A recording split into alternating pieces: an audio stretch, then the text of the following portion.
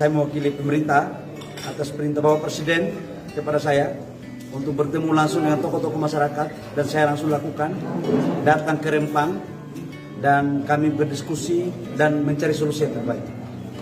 Di mana solusinya alhamdulillah adalah sudah kita dapatkan, di mana hak-hak rakyat tetap kita jaga, hak-hak kultural rakyat sebagai anak hak kesulungan.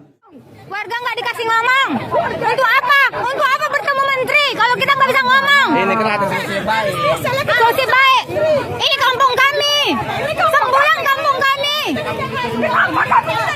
Itu semua orang tempat tempatnya. Muda Melayu tadi juga sudah menyaksikan paparan-paparan yang disampaikan oleh Pak Menteri, dan paparan itu alhamdulillah sudah disepakati dan disetujui oleh tokoh-tokoh yang hadir pada hari ini.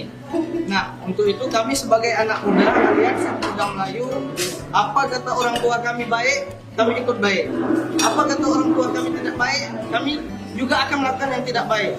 Kami orang Melayu berprinsip melihat dengan mata, merasa dengan hati.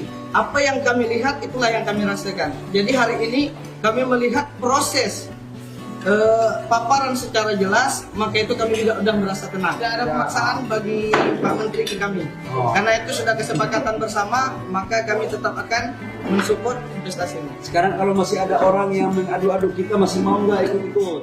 Beberapa masyarakat, tapi bukan masyarakat Rempang.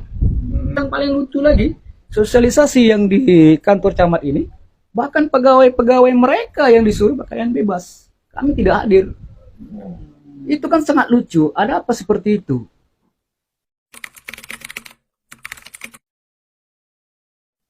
Ada dialog di tanggal 6, seingat saya. Ya, tanggal 6 di Hotel Harmoni. Diundanglah beberapa masyarakat, tapi bukan masyarakat Rempang.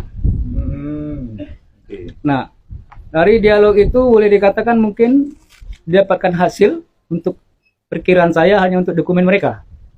Artinya untuk menyatakan bahwasanya masyarakat Rempang setuju.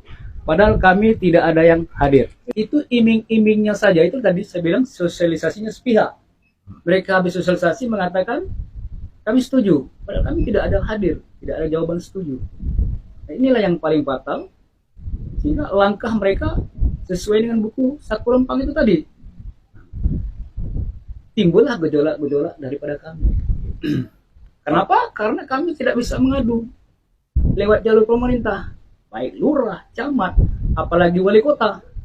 Tak bisa.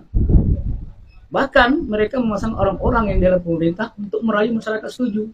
Ini yang paling bahaya. Yang paling lucu lagi, sosialisasi yang di kantor camat ini, bahkan pegawai-pegawai mereka yang disuruh pakaian bebas, kami tidak hadir.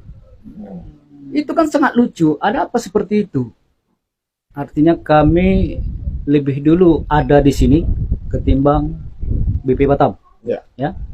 Itu menunjukkan bahwasanya kami adalah kampung tua. Jadi kalau bicara tentang keresahan, tentunya kami selaku orang kampung yang lahir dibesarkan di sini, kami tidak mau kehilangan kampung kami.